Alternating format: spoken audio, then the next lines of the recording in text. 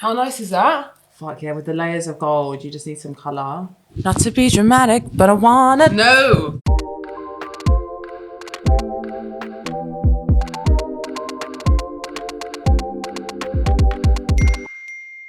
How's your week been? You know, my memory's so bad, I actually don't know. What day is today? Saturday. Saturday. Good, I got a productive start to the week. What did you do?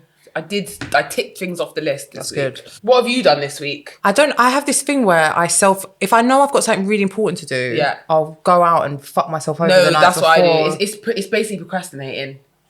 But then I suffer. Yeah. Like, this story will give you the worst anxiety of your life. So I was meant to go to LA for Complex Con. Yeah. I spent like over 10 grand on it. I was flying out. Another brand was flying out to collaborate with me. My ex was flying over from Miami. I was flying a photographer out. So all things were going on. The night before, I went to the Royal Albert Hall to see the Sugar Babes. And I was carted off. What? I was in a cab home and I said to the cab driver, do you want to drop me to Heathrow in a few hours? Like, I haven't packed, but like, just come back and get me in a few hours and we can go, I'll give you cash.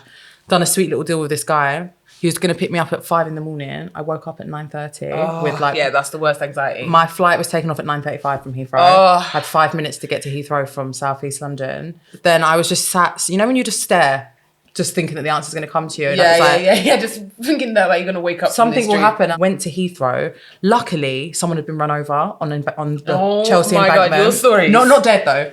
Like he was on Chelsea embankment. He was still on the floor when we drove past it. He'd just been knocked off his bike. I think like the airlines must know when there's traffic in it, so they know if you're chatting shit or not. Yeah. So like we've gone past now and this man's on the floor like, and I'm like, thank you, like you've saved me. And then, so I've got to the airport now and I'm like someone was run over on Chelsea embankment. I think they've looked and seen that there was traffic. And she's just like, you can get on the next flight. So but she's like, you have to go. That's a miracle. A miracle. Running. I fall up the escalator and my leg is bleeding. I'm running through security and I'm like, excuse me. I get to the gate and I'm like, I've made it. I'm going to get on this flight. Like, I couldn't. And I looked at myself in the mirror. I looked like I'd been smoking crack. Like I hadn't slept. My hair was like this. I hadn't showered. It's the anxiety. I couldn't believe what I looked like. But anyway. Anxious mess. I got onto the plane. Yeah. I've had a nap because it's been a stressful morning. And I'm like, okay, cool. Like the food's calm. I'm chilling. I'm having a drink. And then I'm like, let me do some work. I'm going to get my laptop out. I go to get my hand luggage out. It's empty. I've left my laptop, my iPad, my bank card, and my medication for a blood clot that I've got. Oh. At security. So I just sat back down and was like, hopefully I'll just have a blood clot on the way because... because what else is going to happen? Jesus, take the fucking wheel. Yeah, take the wheel. Jesus And I got to LA with nothing. No, I have anxiety dreams whenever I'm going to travel anywhere. Oh my God. The night before, I have dreams that I missed a flight. So I will be like... scarred me. And I realised this, my mum used to do it because she would make us turn up for a flight like 5 hours early. Yeah. And so I just thought that was normal. Have you seen those TikTok ads? Not ads. The dads in the airport. That's my mum. Yeah. And she will have like a plastic wallet with all the passports, all the boarding they move passes. mad. So now to me, that's what a flight has to be. But only till I started travelling by myself did I realise it's not that deep. Well, I tried to get there 2 hours before. But people are like, oh, if it's international, you have to get there 4 hours. I'm like, what the hell are you doing in an airport? Yeah. Especially during Corona. Also, I will just spend all my money in duty free. Yeah. Like, I will go mad in Pret. Just Pret alone. Like, you think I'm going to sit down for 4 hours and not snack? Yeah.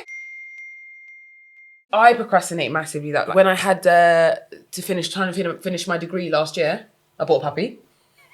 And now that I need to like sort loads of business stuff out, I'm like, I think I'm going to get pregnant. I got a pet turtle. Yeah. Called Aubergine. Oh look! Oh my God! Look, he's literally waving. Oh, he actually is waving. I got stood up at Winter Wonderland on Wednesday. He's 16. But to be fair, it was slightly my fault because I'd actually met another guy before and left my phone in that person's car. So I tried to do a double date vibe and the second person actually felt the vibes and said, fuck that. No. So I didn't have a phone. So we've gone to say we're meant to be meeting at Marble Arch Station. I've linked my man before, left my phone in the car when he's dropped me to the station to the other date. Not that the other one was a date, it was just a quick pull up. Yeah. Hi. He's dropped me to the station and now I've got down to the platform. No, I've got down to the barrier and I'm like, I haven't got a phone. He said to me, meet me outside Marble Arch Tube Station. So I'm thinking, I don't even need a phone. Like, if that's where you said you're going to be, I'm going to be there. Yeah. I've got there. The guy's nowhere to be seen, And I've got no phone and I'm just stood there or no in patience. The cold, like seeing all these people walk past with teddy bears and I'm starting to feel away now, even though it's kind of my fault for not having a phone. And then anyway, ended up having a drama, getting my phone back off the guy. Then he ended up giving me his old turtle because he didn't want it anymore. So that's how I ended up with the turtle. But now I've got my phone back. I've rang the guy that I was meant to be meeting and I was like, bruv, where were you? And he's like, oh, I went to Primark. He was like, oh, it was cold, so I went to get gloves. So I'm thinking, whose fault is it? Because slightly, that's your fault, bruv. Because we said that we were going to meet outside Marble Arch and you've gone shopping. How long did you wait? How long did you wait? Half an hour. Yeah, nah, that's... It's his fault, right? Well, it's no one's fault, but... I'll wait maximum 20 minutes. I just thought, I don't have a phone, so let me give him the benefit of the doubt. Also, so, that happened. Red flag if he's in Primark buying gloves. I mean, it's Marble Arch. Like, nah. Where are you? That's a red flag. No, it's not. Yes, it is. What? First of all, who goes into Primark in Marble Arch? That's true. Thinking that you're going to get out in 5 minutes. Right. He was probably there 45 minutes queuing. Right. That's what I'm saying. So there's so many different flags there. And then obviously I felt bad. So I was like, oh, he was really short with me on the phone and he was like, yeah, we're done. And I was like, okay. And then I texted him. And I texted him. I was like, you know what? Like, that's absolutely fine. I get that you're upset, but like, it was genuinely me just being in a rush. I left my phone in my friend's car who dropped me and off. I'm not being funny. You were where you were supposed to be at the time. I was there. So why is he gaslighting you? Because you were exactly where you said you were going to be. I found him on Hinge and I'm just like, you can't trust these people. See, but that's why I don't understand why anyone goes on those apps. How can you trust someone, who's on them apps? I don't get it. Did I tell you I went out with one and he messaged me after saying he wanted to suck my titties? So you went on a date, you went home and then he messaged you like, can I suck your titties? He was like, I'm going to save sucking those titties for another day. As if like it was an option on the date, the first one, but we like didn't get around to it. And then I was like, I'm going to try another guy. And then we were on the date and he was saying some pretty fucking controversial stuff. And I was like, this is quite scary. And then he told me that he was moving to Manchester in 2 weeks, but he was sexy. So I was like, I'm going to sleep with him because it can just be a bang. Yeah. I'm not going to get attached, but I do fancy him. So we've gone back now and we've gone to have sex. Have you ever had it where they've gone to put it in, but it's like, it's in the sense of like a hot dog in a bun is in, like... That sounds like childish. No, like it's not. Like, that's what you do when you're 16 because you don't know what you're doing. Yeah. But do they know? Because then he started doing the movement as if he thought it was in. But I'm like, you're just laying in it. No, like, he might have thought he was doing bits. But like this is a techers that that's told him about. Just rubbing like the clear. Yeah. Maybe he thought that he was doing. I think he thought he was inside my vagina, and I had to be like. We just need to readjust. And then the third Hinge experience, I got stood up at Winter Wonderland. So I think it's time to delete the app. It's like one of two. It's like either they meet them and they get married and they have kids, or they just ask if they can suck your titties on the first date and you have to tell them that's too much. Or put their penis in your vagina like a hot dog in a bun. There's another app called Field. Oh my God. Guess who I saw on there? Who? Robbie Fowler from EastEnders. Oh my God. He messaged me. On Field? Yeah, Dean Gaffney. Do you want to see? Oh no, he's online. Oh my God. How funny. But one time I was seeing a guy, and he was really funny and he was a little shit. So I knew I couldn't sleep with him because, he's just, when someone's a little shit, you just know that I can't deal with the headache. So I'm the opposite. No, don't get me wrong. I've definitely fucked with some little shits, but this guy was like, he's way too much of a little shit. Like I couldn't entertain it that much, but he was funny. So I did just let him like rub baby oil into my arse cheeks and then I went home. I mean, that sounds lovely. I never spoke to him again. Wow, we covered a lot then in 5 minutes, haven't we? You got some stories on you. I truly do. I'm scared to share. Are they bait? It's not them. I do not fuck with bait people. That is I get it from that. Like, yeah, because I just feel like they all know each other. I don't either. First of all. Yeah, they do. They all know each other. They all run in the same circle. I used to love a blue tick. Let me not lie. No, I used to really love a blue tick. Because also I'm a Leo. Like I need to feel, even if I'm imagining it, I need to be able to pretend that I'm the center of attention. Fine. And if I didn't know you were a Leo, tick, I can't pretend that. Do you know what I mean? Because it's too hard to fake. See, I'm an Aquarius, and the idea of even having a dinner for my birthday. I cried at the Selfridges dinner because it was too overwhelming. Yeah, like, the expectation of people to have fun and they're there for you. I don't get Leo. Why? Because you don't give me pick me center of attention vibes. That's what you think. I went to a party and broke my nail. It was so annoying. The clicking that you get from texting with acrylic nails is what feeds girls' energy. I don't get it.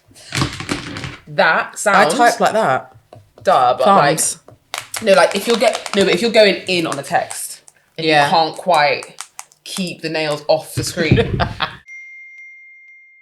been doing some really wholesome shit. I went to the theatre twice this week. That is very wholesome. It's like a good indoor winter activity. Yeah. I noticed black people don't go to the theatre. That is something I've noticed. No, yeah, it's like 1% of the theatre is black. There were 2 people in the crowd when I went on Tuesday, and then yesterday I saw one black guy sat in front of me. And there's actually, I went to go and see this black theatre show, which is probably the best one I've seen for a minute. And it was literally just about, I can't remember what it was called, but it was literally just about like a Jamaican grandma. And that's why my mum took me, because my Jamaican grandma is like top tier content. Like she needs, to be honest, I should make a TikTok for her, because she is hilarious, yeah? Can't tell you the things she says about me. This is wild. Like, she grew up in Spanish Town where white people used to try and steal her off the street to take home to work for her. Do you know what I mean? God. So when she says mad shit, I'm just like, oh, you deserve it. Yeah, my grandma has no excuse. She grew up in a mansion in West London. This is the thing. So when she says mad shit, I just think, oh, you're 83 now, do what you fucking want. Yeah, do you know what? Yeah, they're never going to change at this point, and there's no point beefing them over it. And she doesn't mean ill intent. It's just she doesn't understand how to be PC. The theatre was about, like, the show was about a children's party, and they asked the audience, they're like, pick a nursery rhyme, and someone said Baa Baa Black Sheep, and they were like, you can't say that anymore, but like made a joke out of it, and then the audience had to sing it, and then I was listening to it, and I was like, it's about a black person picking cotton. Yeah. And I was like, because I'd heard that you weren't meant to say it anymore, but then I hadn't obviously then recited it back to myself. Pretty much everything, yeah. Like every brand, every nursery rhyme, anything that is from like an era prior to fucking probably 2000 has probably come from some sort of racist roots. Yeah. Everything. Even Uncle Ben's, I'm like... Uncle Ben's probably problematic. Yeah, Uncle Ben's is quite weird. Problematic. Remember when there was that whole rumour about Timberlands, the boots? No, and they would say that the tree logo was like... where they'd lynch people. Yeah. Oh my... You guys, they used to make sofas and shoes out of black people's skin, you know? Yeah, I know. And they eat them as well, I think. I've only ever been like publicly racially abused twice. And once was when I was on the bus and I had stood up and given my seat to this old white couple. Yeah. And as I gave my seat up, he said, "You've dropped your bananas." And I was so shocked. I was like, I don't remember buying any bananas. And I'm looking around. And then and then I looked, and the way he was staring at me into my soul, I was like, oh, you're being racist. God. And then I went mad, and I was like, you're going to be dead soon anyway, so it doesn't even matter. Is that what he said? Yeah. Wow. And then But you deserved it, Obs. This black woman was like, oh, like, stop acting out. Like, you need to, like... And I was like, whose side are you on, bro? Yeah. When people are rude to you, you do just have to feed into the stereotype. Like, last year, or maybe 2019, I literally made a point of being like, next time anyone says that to me, it's going off. Like something, because you know when people say certain things, and even sometimes if you don't know exactly why it's pissed you off, you just feel uncomfortable. Yeah. I said to my friend, I was like, listen, this year, anyone who says anything to me, we're gonna have to discuss it. Like, we're gonna have to call you out. I'm gonna have to explain to you why it's wrong. Yeah. And then literally 2 months later, I went out for a meal with someone, and someone said half caste. And I was like, it's my time. It's my time to shine. Let's go. Let's fucking go, because I hate that shit. I bumped into my friend's mum, and they were all pissed at the pub. She was with this older woman, and they were talking about Canada for some reason. And not Canada, sorry, they were talking about Australia. And then she said something about a place called Darwin, and I thought Darwin was in New Zealand. And I said, oh, is Darwin in Australia? I thought it was in New Zealand. And this white woman went, oh, what's she like? She's still thinking about Jamaica. I went, I've never been to Jamaica in my life. She went, well, where are you from then, Bob Marley? Because I had dreads in my hair. And I went, I'm African. And then I said to my friend's mum, I was like, it's really nice to see you. We were meant to be sat next to them on the table at the restaurant. I was like, I've got to go. Oh my God. So I've never been to Jamaica in my life. This is what happens when you leave London. I mean, to be fair, those other 2 times were in London. Sorry. Do you mind? Money. Yeah, but at least it's the money. We'll let you It's off. the money. I love dark shit. But when it comes to prison, I don't know why, but I can't watch stuff about people spending their whole life in prison. Well, even if they've done something terrible. No, if they've done something terrible, I can cope with that. But it's like when people get wrongly accused and like just like black men in court in general, I can't bear. Especially in America, because it's like they don't, like, the way that they speak and stuff, they don't even have the communication skills. When you're someone who's from like a really like low socioeconomic part of like an inner city, the way that you even communicate and the language that you have is not, you don't have a chance when you're stood in front of a judge. That's what I always think. Like, you automatically come across as seeming less intelligent because you speak different to them. Yeah, and when people do certain things, I always think, and then other people judge, I always think, but how would you do if you had given the chance that they were given? What would you do? Because a lot of the time, when you think about the things, the way that you feel and the views that you have, all of those things are based on your experiences and the things you've been through, right? So if you've been through constant bullshit and like you haven't barely had a start, your parents weren't even there, you've just been passed from pillar to post, you've never had any real form of support or love in your life. Yeah. How would you cope with that? When it's far from home as well, I find you actually people don't have a choice but to be in certain situations. No, of course not. People really lack empathy in situations where what it is when they think that it's so far removed from them that it could never possibly happen. Yeah, and they can't even comprehend what it would be like to. That's why people in this country are like, especially the conservative. I don't want to talk about them, but like the Conservative Party and people who support them and like upper middle class white people, they feel like being poor and being on benefits is so far away from a possibility for them that they will judge people for and like, they can't. There's no way they can even put themselves and in demonize them because they think that could never possibly happen to them. Yeah. And also, this whole party thing, is just a massive distraction from this. Yeah, but we knew this was going on. Yeah, it's a distraction from the Home Office bill, isn't it? Being able to just fuck up people out of the country because they've they've known about this for a year and then they've waited to drop it. Me and my friend were talking about this as well. We're talking about who's actually vulnerable to this now. So basically, it's anyone who's eligible for a citizenship elsewhere. I'm eligible for Senegalese passport. Right. So then your citizenship could be stripped. Perfect. Without them telling you. My dad texted me this morning. Actually, I should probably reply then if I'm getting sent back to him. If they try and strip my grandma's citizenship, she just ain't going nowhere. That's the thing. They come and like get you in the night, don't they?